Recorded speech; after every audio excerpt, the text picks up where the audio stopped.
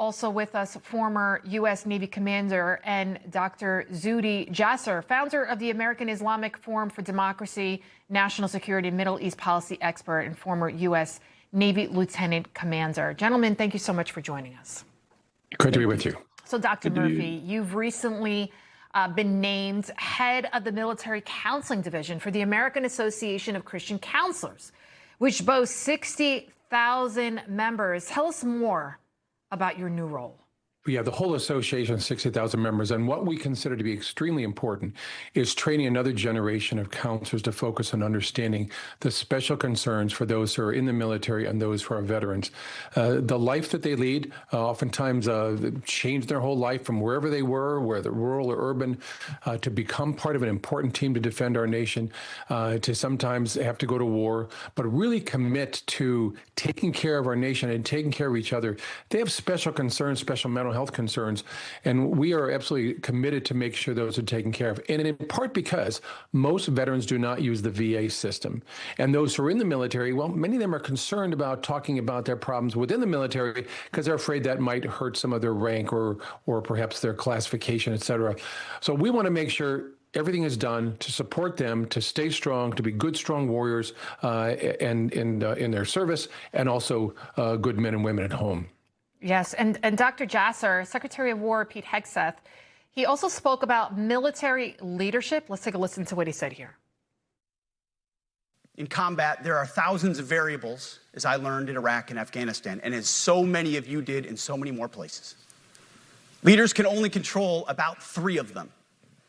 You control how well you're trained, mostly how well you're equipped, and the last variable is how well you lead.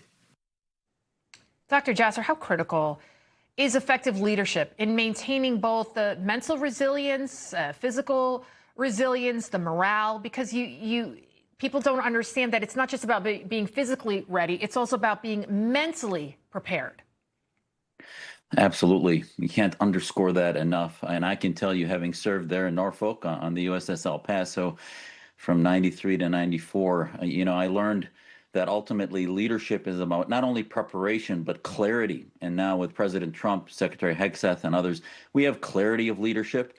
We have not only sealing the border physically in our country and finally not compromising our sovereignty, which is non-negotiable, but ultimately realizing that the strength of our force together, that united in defense of our Constitution, in defense of our country, and for our fighting force, that are out there in the seas so that our citizens don't have to worry about defending their freedoms. That clarity is finally turning the carrier away from the appeasement, away from the weakness. I remember in 94 when I left my ship and went to serve at Bethesda Naval Hospital and then as a physician to Congress, Clinton had decreased our Navy by half, from 600 plus to 300 plus. And then President Bush rebuilt it back, and Obama-Biden era decreased it. And our leadership from the top has to be about clarity, and then troop readiness, and then obviously that mental fitness of the borders within our consciousness that bind us and bring us together. And it comes from the top. The president is our commander in chief. And I feel like under President Joe Biden, there was a lack of leadership, especially what we saw with the disastrous Afghanistan withdrawal. We left our own people behind. It was horrific what the whole world witnessed. And Dr. Murphy, a lot of people say that if President Trump was in office at the time, that Ukraine might not have been invaded, that the October 7th massacre would likely not have happened, that once world leaders saw what happened, what we did to our own men and women in Afghanistan, they felt like they could do whatever they want. So how much of an impact do you think President Trump has made by showing America's presence, that we are here, we are back, and we are ready, and don't mess with us? It has a huge impact upon those that I work with, or veterans. And I know when I also served at Bethesda Hospital, the wounded were there. If they had clarity of mission and they knew what was going on and why they were doing it, it helps a lot with their healing and their recovery. And we wouldn't have had 13 people die in Afghanistan as the U.S. ran tail and took off from there. And that has hurt a lot of our veterans since, and certainly hurt the recruiting. Now with President Trump in charge, with Pete Hegseth in charge, it's pretty clear that we want strength at all times. There's no no compromise. You got to pass your PT test. You have to know your mission first.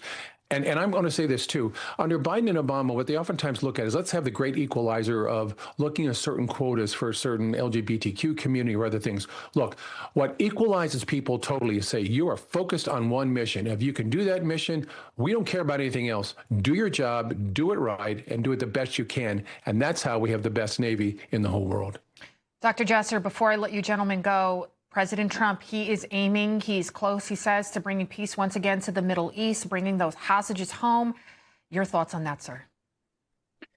Yeah, I think it's finally most likely going to happen because he has united not only the Arab countries and leaders, but stood behind and with our ally Israel, made it clear to Hamas that they have to surrender, they have to release the hostages. And with that clarity of leadership, they have been cornered. And after 2 years, they know that if they don't come to the table and release the hostages in the next few days, they're going to see, what break loose like they've never seen before.